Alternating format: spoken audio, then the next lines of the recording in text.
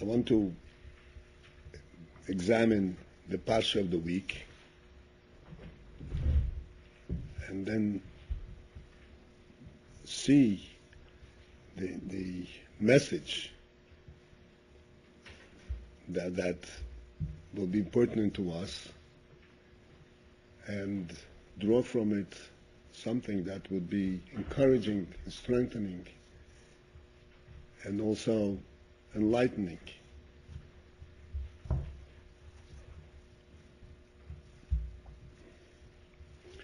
The Parsha of the week, I'm sure you all know, is C Vayeitseh.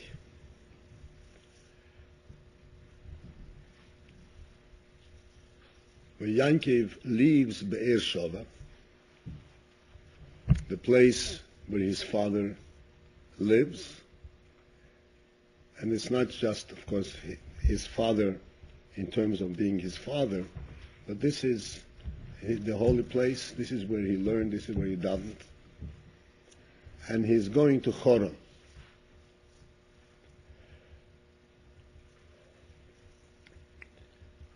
Choron is a place quite distant, not just geographically, but in terms of the ruchnius and recognition of the truth and godliness that Yitzchak represented. It's a very far cry from this. And Yaakov is going there, in effect, into Golus, to live with Lavan. And as you will see, as you've learned already, Yankov anticipated, and Yankov actually ended up struggling with Lavan's treachery. It wasn't just a question of being away from home. He actually got into a situation where he had to struggle with treachery, and he himself, Yankov himself, had no choice but get involved and deal with Lavan in his own way.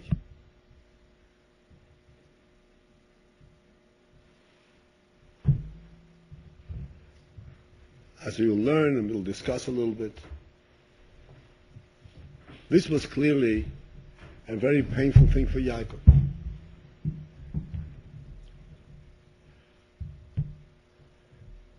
Yet Yaakov spent in the house of Lavan 20 years, and throughout these 20 years, he did it honestly, with his full energy, no complaints.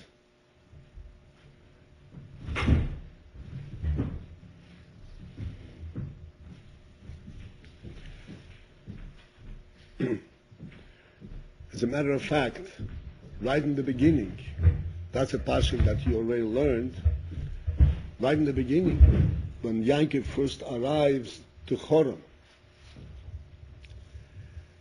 he meets up with these shepherds standing around the well.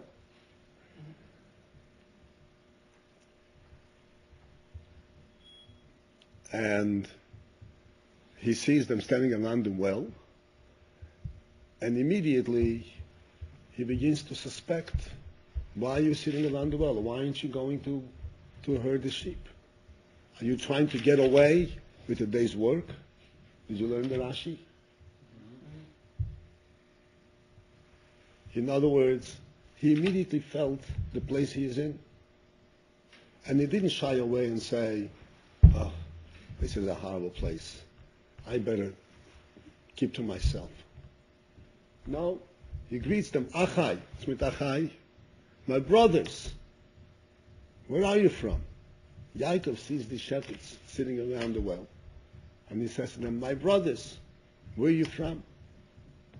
And he starts discussing with them their situation, why are they sitting around, and so forth.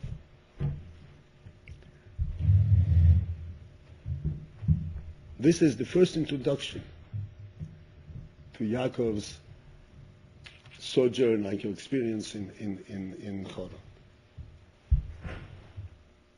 And then he continues on to Lavan, and as you will learn, Mitzvah Hashem,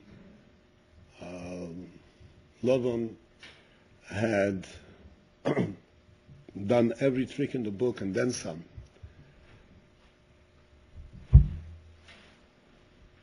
And Yaakov stood his ground.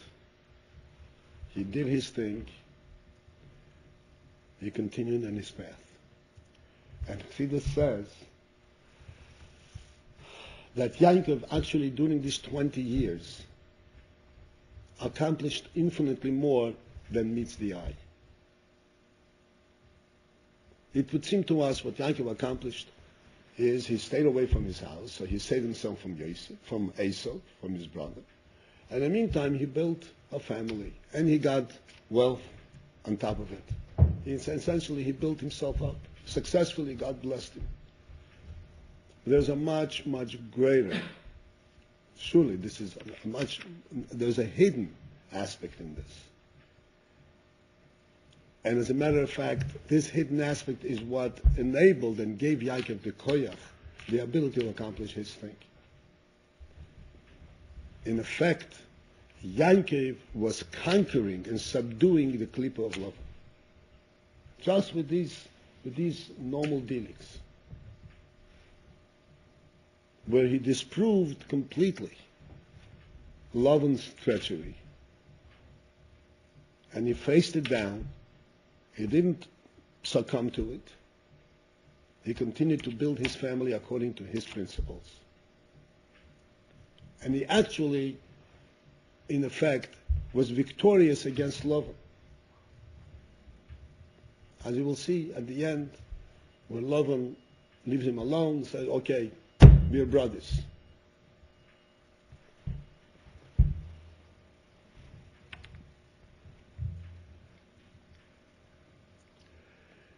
There's a story when the Alter Rebbe was imprisoned. This is now the time in Kislev, Chag HaGiula, when it is Kislev. And the Alter Rebbe was imprisoned. And he was being taken from his prison cell to the place where he was interrogated. The interrogation took place in the palace, wherever the courthouse was. And his cell was wherever the cell is. So he used to be led from the cell through the courtyard, to the royal courtyard, to the place where the interrogation is going to be. One time, he was being led, and in this courtyard, the crown prince was playing. Nikolai, the future Nikolai, the Russian Nikolai, was playing there. And this Nikolai was a Russian from birth. And he enjoyed scaring people, enjoyed seeing people scared of him, and hitting people. The spoiled that he was, as we know what later on what he was able to do, the Cantonisten and all that, this was his invention. So this Nikolai was standing there with a whip. With a whip that they drive cattle with. And this whip, it has very long cord, and when you whip it in the air, it makes a very big sound. And if you get hit by this edge of this whip, it really can besides hurt, it can really do damage. So the Alter Rebbe was passing by, and this Nikolai was playing with his whip, and he looks at the Alter Rebbe. Oh, no, he whips on the Alter Rebbe. The Alter Rebbe stopped, and he looked him in the eyes. And this stare in his eyes from the Alter Rebbe has put such fear in this kid, in this chutzpahnik. He ran home to his mommy crying.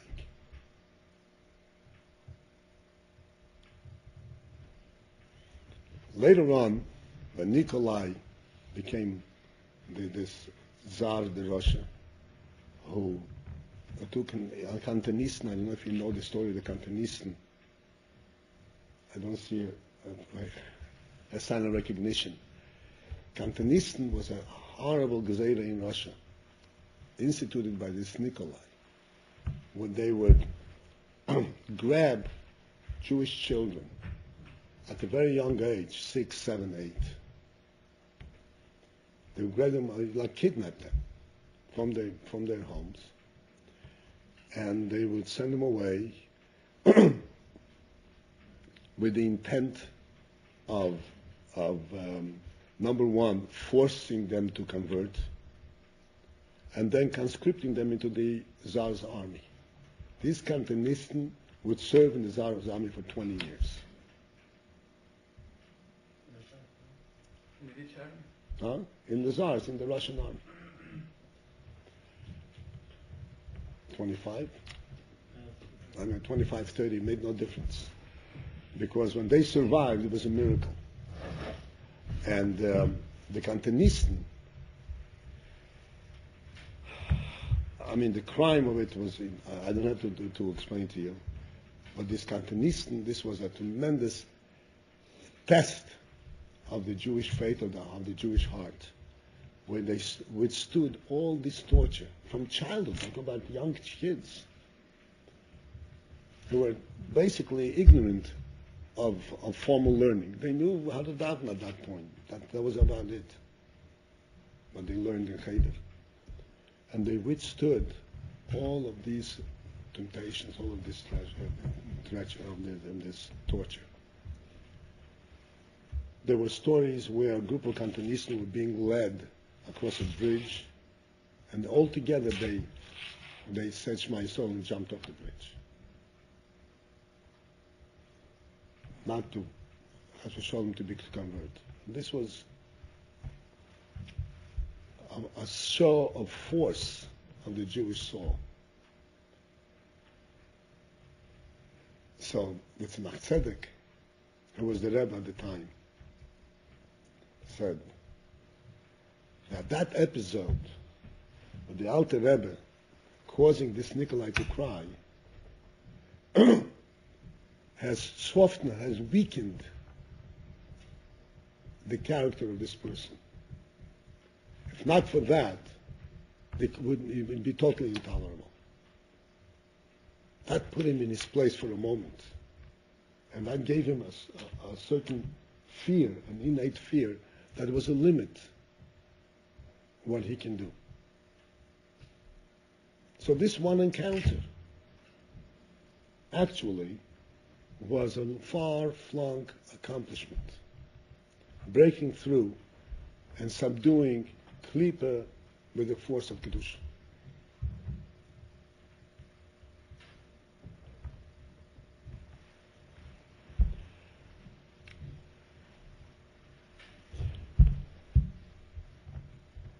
The similar thing is, as we started saying, what Yankiv did with Lavan. Yankiv went to Lavan. He worked for Lavan, supposedly. He tended to his sheep and so forth.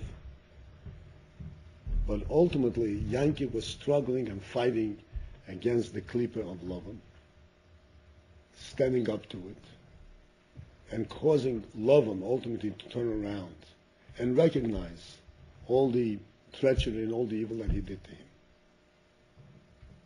And recognize that what Yankiv accomplished belongs to him. Because when Lavan met up with Yankiv, you learn at the end of the Pasha that when Yankiv left Lavan, he had to run away from him in stealth. Stealth means in hiding. Because he recognized that he can't trust Lavan. If he tells Lavan he wants to go home, Lavan will kidnap something. So he left in stealth. Lavan found out and he chased after him. And when he caught up with him, Lavan said, everything you see around him is mine. The children are mine, the women are mine, they're my daughters. The children are mine, the sheep, everything is mine. So after all that, he had this chutzpah to claim it's mine. And this is, Yankiv stood up to this, and he subdued Lavan. We don't know what far-fetched, far-flung effect that had over the following years. Everything that they always did They prepared the world for Matan Torah and for us, so that we can accomplish our thing, our task, at the stage where we are.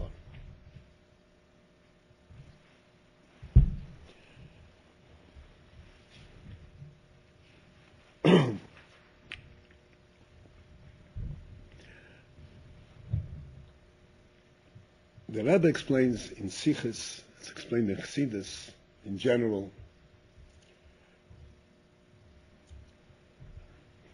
a very profound principle.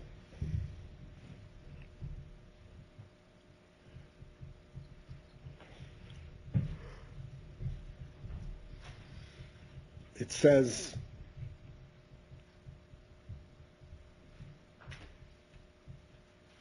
Rashi, the Rebbe explains Rashi in the previous Pasha Toldos. Pasha Toldos, right in the beginning, it says, El Yetilis Yitzhak ben Avraham.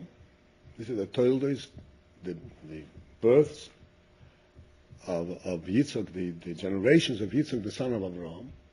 And Rashi says that this word Toldos, the generations, refers to Yankiv and Esav, who are amurim beparsha. Yankiv and Esav that are later on mentioned in the parsha.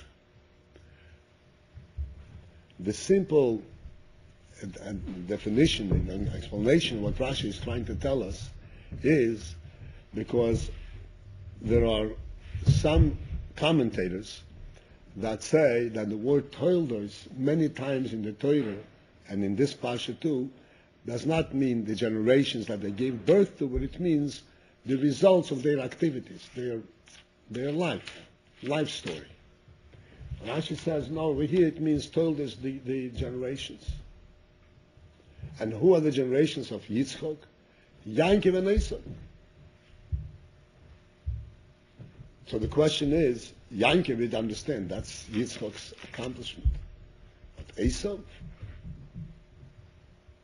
is nothing to be proud about. And Esav is called Toldos Yitzchak. Yitzchak's generations, Yitzchak's creation. So the Rebbe explains an interesting inyan in the words of Rashi. He says, Yankiv Esav ho amurim beparsha, that are mentioned later in the parsha, in the Torah. And what the Rebbe explains is that there are two Esavs. Not literally. There are two inyonim in Esav. There is the Esav that's mentioned in the parsha, but Esav is part of the Torah. And there is the Esav, the way he happened to be in actual fact in the world. The Esav that came out in the world was a Rosh. And Yankiv had to struggle with him. Yankiv had to approach Esav and trick him out of and buy his bechorah from him because he wasn't suited to be a bechorah. As a result of that, he had to take the brachos away. And Yankiv had to struggle with Esav for many, many years, and we're still struggling with Esav. That's the Esav that's in the world. But the Esav that's in the Parsha, the Esav that the Torah speaks about, that was the original, the real essence of Esav, is really very, very high. Even to the extent that Esav is higher than Yankiv. Esav has hidden koiches, hidden sources that are superior to those of Yankiv. Except that when he came down into the world, he could have chosen to utilize his koiches and to bring out the kedusha that he has, and instead he chose to go in the other way and to go into Klip and use his koiches for his own interests. And it was Yankiv who was left with the task to transform Esav and to purify Esav and to get all the benefit that Esav, to bring it out.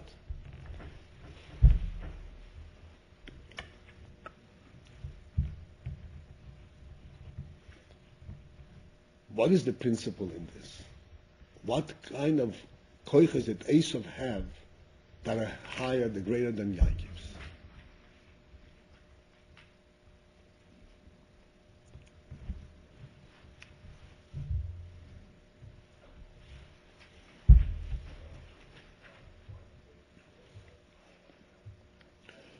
So I want to explain this from our own experience, each one of us. And this will help us both understand the parsha, understand the message, and also be able to relate to what we are experiencing to understand what happens with us.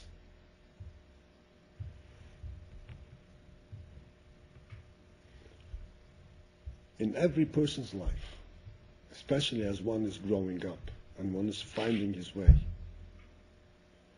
there are moments when one thinks he has a clear view of what he is doing and where he's going. He understands his world, and he, in a sense, relates to it. He likes it. He wants to pursue it.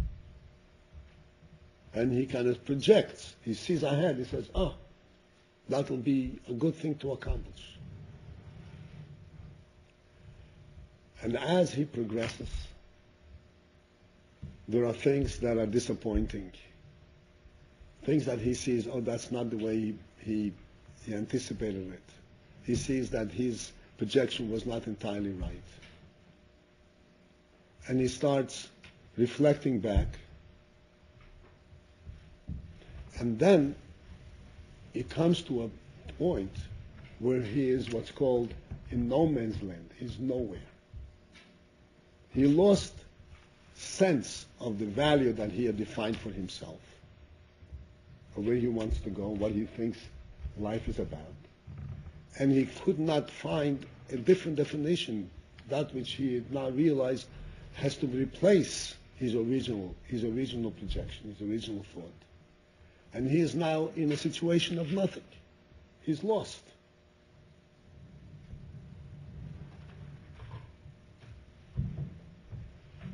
At this moment of loss, there are two options open to every person.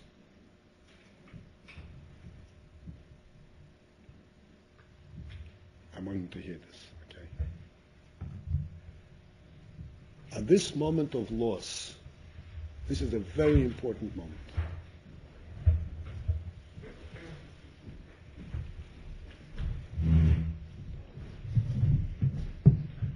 There are two choices that a person has, and he can follow two different paths. Because he is in a moment of loss and he doesn't see any of the values that he had identified previously, he can turn around and say, I'm disappointed in the world. I'm disappointed in life. There is nothing to it. There's nothing to pursue. I thought I found it, and it's nothing. And therefore, I decide there's nothing to it. I'll just fall from one place to the other, follow my nose, and wherever it leads me, that's where I'm going.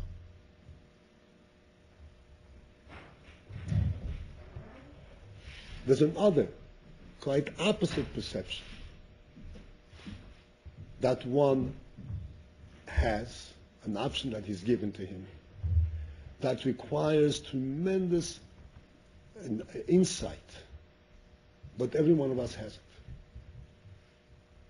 Except we have to recognize it and we have to follow it.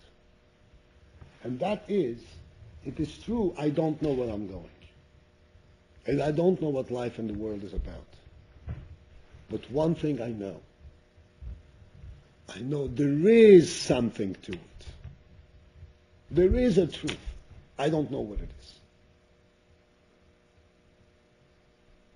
Why do you say there's a truth? What is it? How do you know there is? I have an inner sense that there is something real in here, without being able to identify it.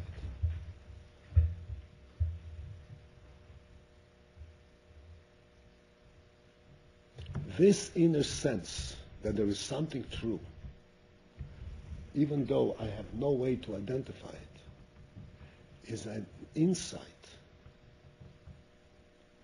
that originates, that comes from the very soul itself.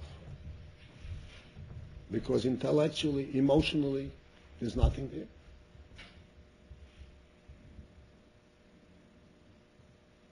He just knows that things are not in vain. That definitely it's a meaningful life. I still have to find what it is. I still have to identify it and define it in my intellect, in my emotion, and find what I'm supposed to do. But that's going to be a struggle. But I'm positive that there is something to it. And therefore, I am going to stay my ground while I'm in no man's land, and I don't know where I'm going. I'm in a total desert, total loss. I'm going to stay my ground and pursue a path that will ultimately lead me to find and to reveal that insight which I have.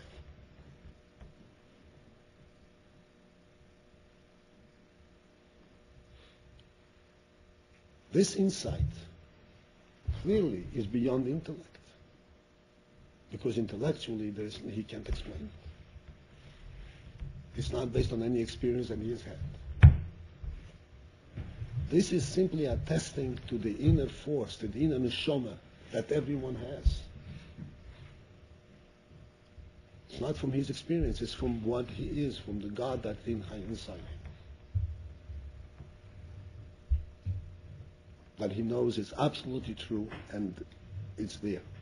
And I'm going to do everything to find it, to follow it until something surfaces, until I get some understanding of it. This is called the hidden good, the hidden neshama.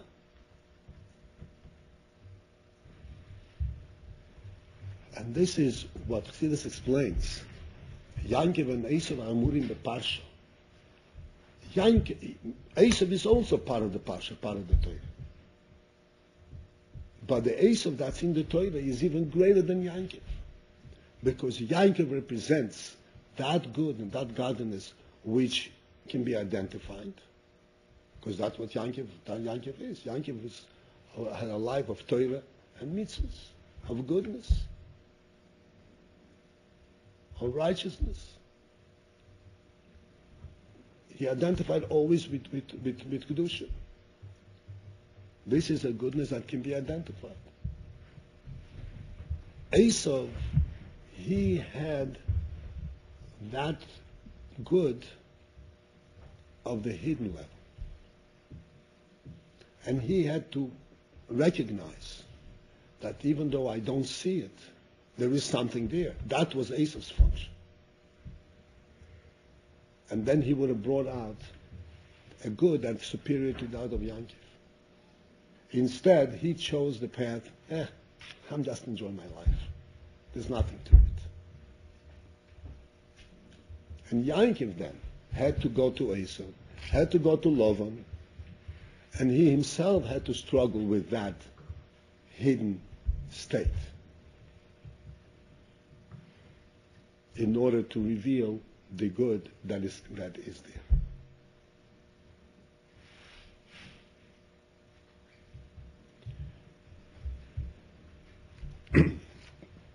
This is clear reflection of the struggle and the path that each one of us here has.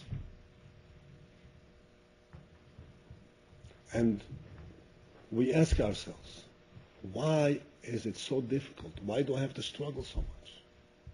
Why do I have to go through a life of of darkness, a life of mix-up, of nothingness? And then find myself at an advanced stage in life, starting from olive base, where a 2-year-old child starts. What's the accomplishment of that? What's the point of that? And we have to take the cue from this parsha.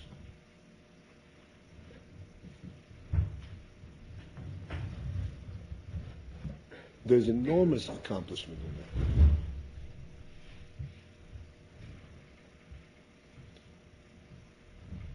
We have to know clearly that every nisoyon means every test that is put in a person's path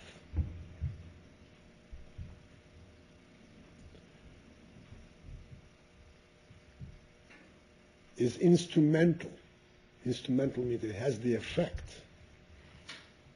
When a person follows through this nisayon, and he doesn't say, oh, this is difficult, means if there's an obstacle, means I'm not supposed to, there's nothing there to go. That's what I find. In every situation, there's exact same two choices. And every nisayon requires that there be a moment of decision, of saying, I don't know where this is going to lead me, but that's the path I'm going to find. I'm going to follow. Every nisayon, trivial or major. Trivial means small. I'm too tired to get up in the morning. Yeah, I'll sleep a little more. I'll miss shit, no big deal. That's what say trivial nisayon. I'm sorry? How do you call it? Trivial, small. No, it's important, but it's small. It's a small nisayon, right? Now there are major nisayons. In each case, a person is sleeping. I'm putting it very simply, even though you're all adults. I'm just trying to understand it clearly. The person is sleeping, and he has to wake up on time. He has to break himself. He has to go against himself. And there is always the Yetzer Hara, that nature in the person says, why do that? Why discomfort yourself? You're enjoying the sleep. How enjoy the sleep? And at that moment, he can't tell himself, oh, but if I get up, I'm going to learn this and this and this, and it's going to be, who knows what I'm going to accomplish? Who knows whether I'll fully understand what I'm going to learn? You can come all kinds of arguments. So what's going to happen? You'll get up, you'll come to the Seder, and who knows whether you're going to understand anything. And even if you understand, how important is it? It's nothing, no big deal if I miss it. All kinds of different things. So the real power that gets him up is I don't know what I'm going to accomplish. I only know one thing. I have to serve Hashem. I have to get up. That's the real thing. So every nisayon, even as small as this, breaks through the klipa and reveals a hidden good.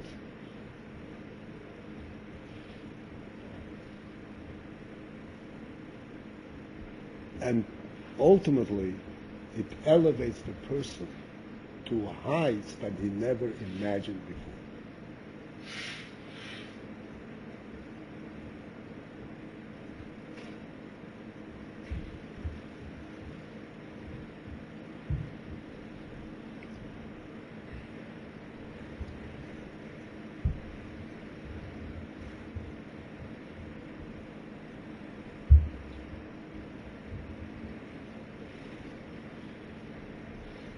This is the basic message. There's a lot of things that I like to point out in the Pasha.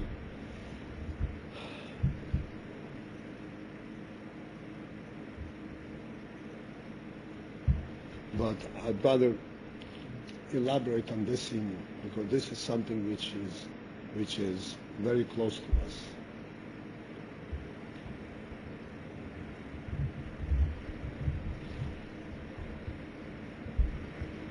Everything in the world happens by Hashgacha Pratis. Hashgacha Pratis means that there is a godly reason why this circumstance came to this person at this time. Nothing is by accident. Nothing is meaningless. Every person, his nisayon is measured according to the koyach that he has.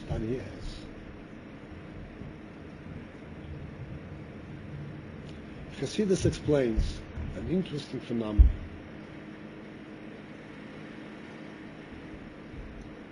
we have a coal, burning coal. These days we don't see coal. We have everything gas. A coal is a fuel. And it's a hard piece of fuel. And when the coal burns, it's not like wood that burns outside a flame. Coal has an inner fire. It burns inside. And it can burn inside for hours.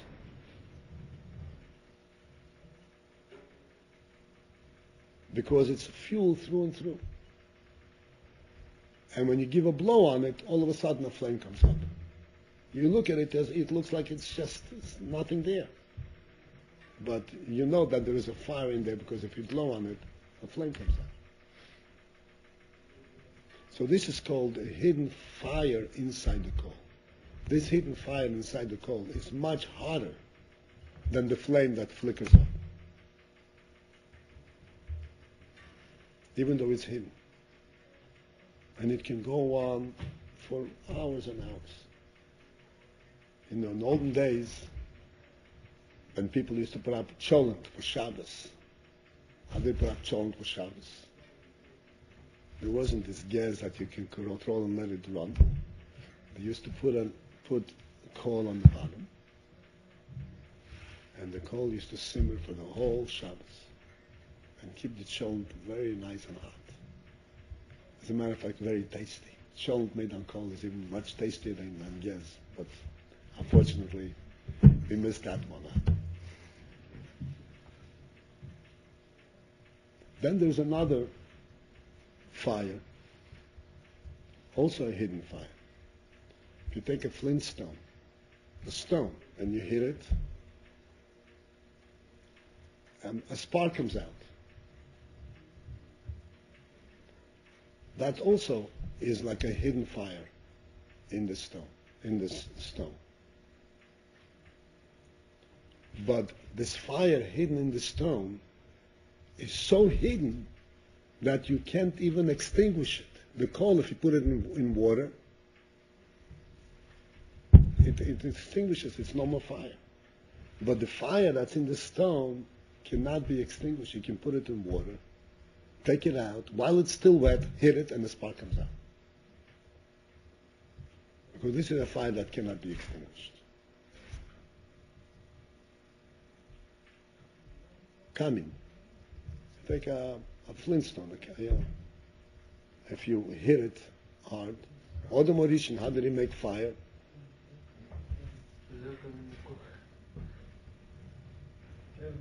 Huh? Kremlin, yeah. And I hit it, and then the fire and the flame comes out. And not flame, a spark. And then you catch this paper or something. That's a fire that can be extinguished. But where is it contained? In a stone? You don't see it. And how do you get it out? You have to hit it. And by hitting it, you bring out this hidden fire that is there forever. This is the experience that we have when we have to go against ourselves. We have to go against the Nefesh HaBamis, against the Yetzer Hara. And we ask ourselves, why do I have to get against?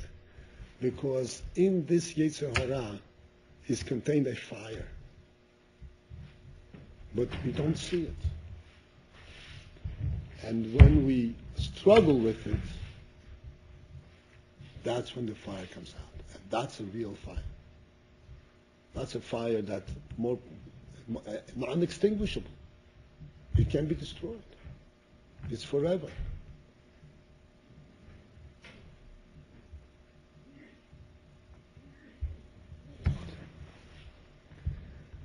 Every person has hidden koiches that Hashem has given to every soul. And the nisyonos that are put in front, every individual person, are instrumental, are a way to bring out the best in that person. No one should think for one moment, I'm given these difficult moments because Hashem doesn't like me. No, Hashem, I am having these difficult moments because Hashem likes me. He wants to bring out the best in me. There's a story of a man who his parnasa, his way of making a living was that he would take money from various people in his town, and with this money and their orders, with this money he would go to the bazaar, to the marketplace.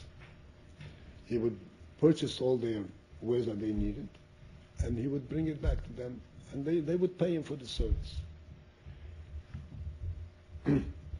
One time, this man, he was a rightful, an upright man, very trusted, a very good person. He collected a lot of money from his clients, and he was in the middle of the marketplace. And he realized that he didn't have the money in his pocket. He lost it.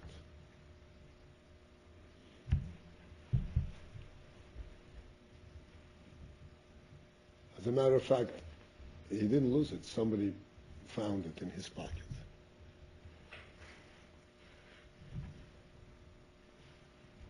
And when he realized this, he couldn't tolerate it. He couldn't relate to it. It's not like the person feels bad and he gives himself strength, I'll overcome. He didn't have the strength to overcome. And he fainted right there in the middle of the market. Huh? He fainted. He fell. Huh? He lost himself. He fainted. He couldn't stand. His head lost it. There was a big ado in the market, a big tumult. People gathered together, doctors, whatever it is, and they revived him, poured water on him, they revived him. As soon as they revived him, he opened his eyes, and immediately he recognized what happened to him, and he fainted again. Again they revived him. And again, as soon as he opened his eyes, and he came to himself, he fainted again. It happened several times. So they didn't know what to do. So they went to the Tzemach Tzedek. The Tzemach Tzedek said that they should whisper in his ear that they found the money.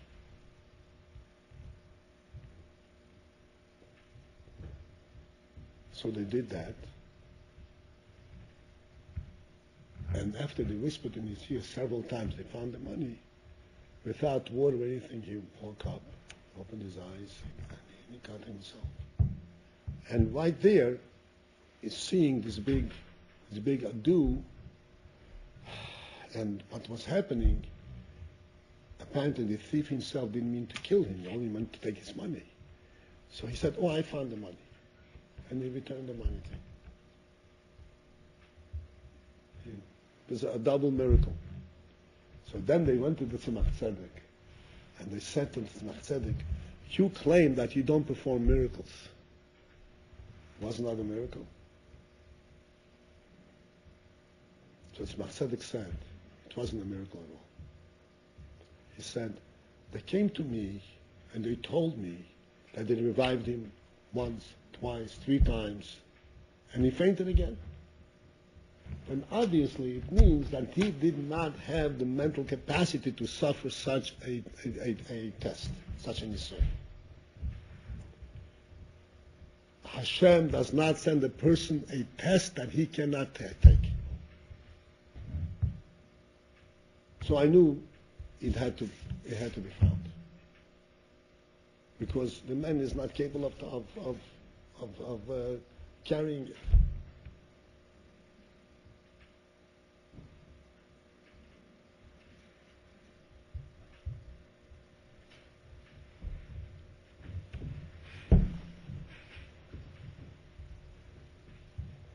So whatever position we find ourselves, wherever our starting point is, we have to know that every obstacle, every difficulty in our lives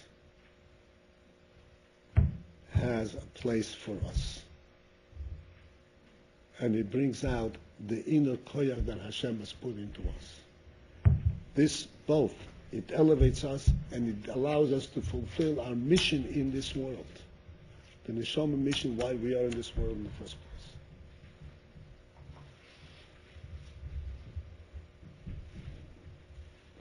place.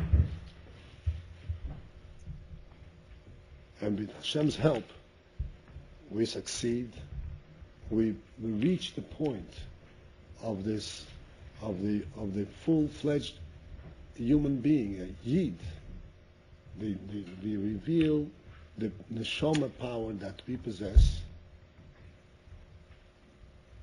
that is extremely hidden, and we have to rely on simple faith. You have to rely, there is meaning to this life, even though I don't know what it is. There is meaning to this test, I don't know what it is. This state of nothingness is touching the neshama itself, which says it cannot be without meaning. Not because I know what it is, but because it cannot be without it. It's impossible. Why? Because this is God's world. Everything in this world is directed for the purpose of revealing godliness. Therefore, it's impossible that this is in vain. It's impossible that this is going nowhere.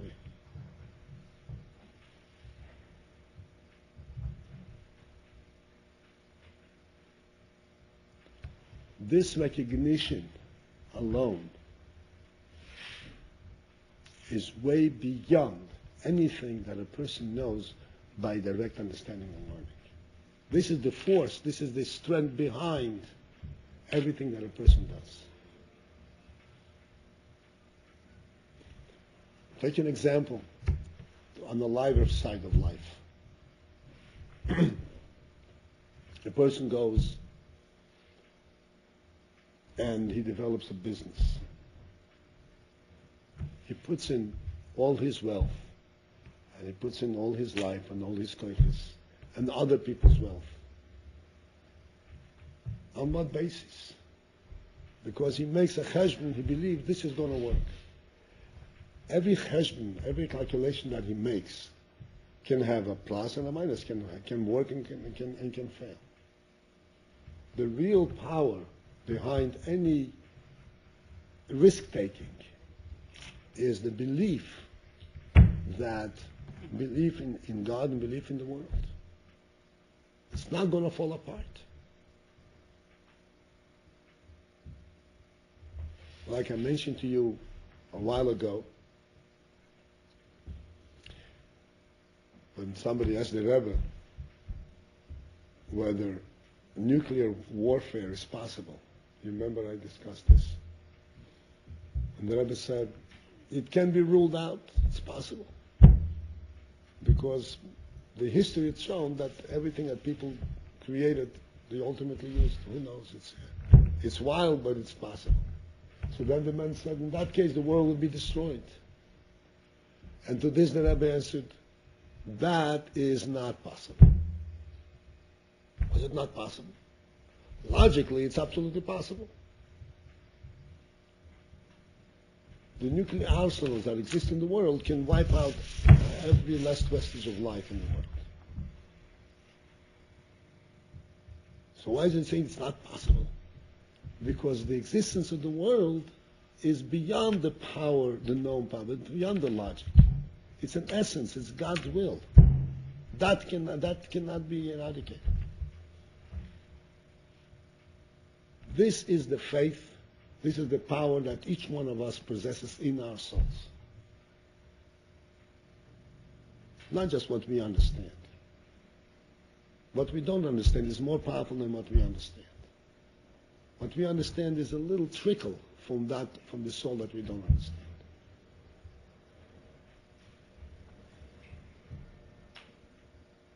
But we have to connect and recognize that power of the soul and these nisyonos and these difficulties that we're going through, these are the difficulties that make us confront and recognize and relate to that inner power.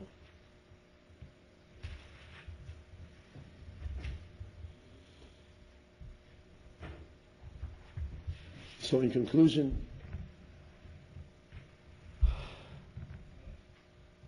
number one, you should understand the great, it's true, it's difficult, and we don't wish for it. You know, there is a word from Friedrich and Rebbe. Previous Rebbe was imprisoned many times, and he suffered a lot in these prisons. Different times. Sometimes when he was a child, it was a trivial thing, but then it was more serious. He was in prison for Yiddishkeit many times. The Friedrich and Rebbe, yeah. And the last time was by the Bolsheviks, by the communists.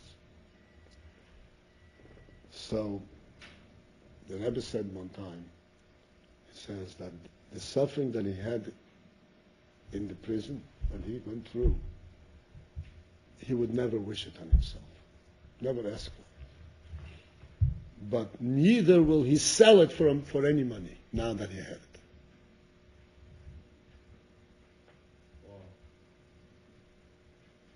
That experience and that insight and that power that allowed him to go through it is not redeemable.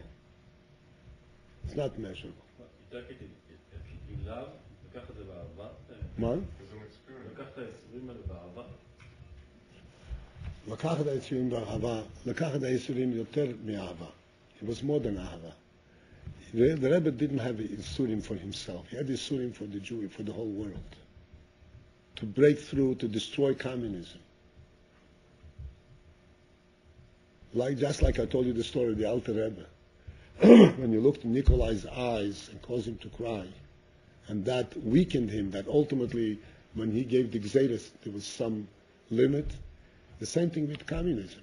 The Rebbe was in the prisons, in the communist dungeons, and as you probably know, and you'll find out in Mitzvah Shem, that one resolve when the Rebbe entered this Palerke, when he entered this awesome prison, but nobody comes out alive from there.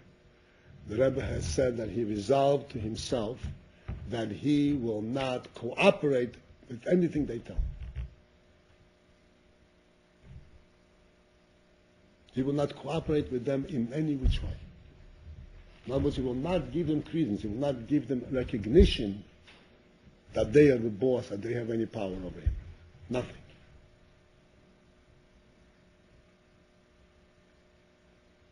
To the extent that when they came to his prison cell and they wanted to read to him a decree, what was the decree? The Rebbe had requested that they give him his 1,000 fil. And that request has to go through various echelons, various stages, and all that. And then they come back to him, whatever, weeks later, they come back to him and they read to him the resolution of his request. And the law, quote unquote, the rule is that when they come to read to your resolution from the government, you have to stand up. So they wanted to read him the resolution. In fact, that they're granting him the tefillah. They said to him, do you want to read it? Stand up. He said, I'm not standing up.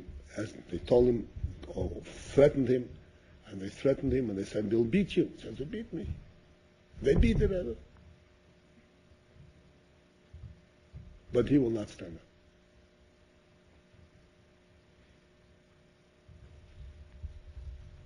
This was the Alter Rebbe's look in the eyes of that Nikolai. This was a fight that broke the backbone. Ultimately, they had to give in. Everything. It was a sakona, but they had to give in everything from the Rebbe. And that ultimately brought him down. It took many years, and many other Yidden Mesiras Nefesh. But this quiet Mesiras Nefesh is what brought the communists down. They lost their power.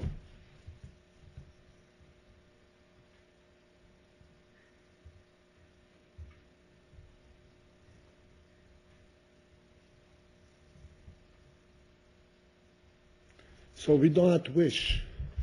No one of us wishes for nisyonis. We ask every day in davening, Al Tevyeinu Lidei Nisoyin. If you remember this right in the beginning in the brachas, Al Tevyeinu Lidei Nisoyin, please do not put a nisoyin upon me. But nevertheless, when we do have a nisoyin, and we overcome it, that gives us strength beyond any that we imagined. And we have to understand that these nisyonis are not meant to torture us. These nisyonis are meant to bring out the real essence of what we possess. And everyone is given the nisyoin that is measured according to what he is able to take, was able to bring out the best in him, and to give him a blessed life ultimately, a successful and blessed life. So first, we should take from this that we have to be confident in our victory. And understand that our fight is not in vain. It's not just, oh, okay, so I didn't fail. No, I didn't fail. I broke through the klipa. And we have to do it b'simcha. We have to know that we are breaking through the klipa. And the hidden good will come out. The hidden good will surface and we'll be victorious. And this is the hidden good that ultimately will be revealed when Mashiach will come. And each one of us here is going to have a little input, a little contribution towards that. When Mashiach will come, we'll all look around and say, that Yetzer Hara, I recognize him. That's the guy I fought. That's mine. I know him. That's the guy I fought. That's the guy That beat me down. that destroyed my life. That's the guy that I ultimately destroyed. That's the guy that destroyed my panasta, destroyed my zugiyut, destroyed my everything. And also gave me the strength to rebuild it. You're going to have an opportunity to revenge? The revenge is, the children in camps, in the camps, they compose interesting songs, very nice lyrics. So in one song, a very involved thing, where the children say, hello, Tsar Nikolai, how are you? We are the children that you tried to grab. Here we are. Come, we invite you to come and visit us. That's our revenge.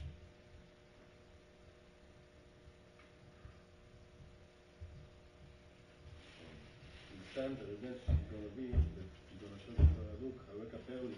Nakoma. You want what revenge is? Talk about yourself.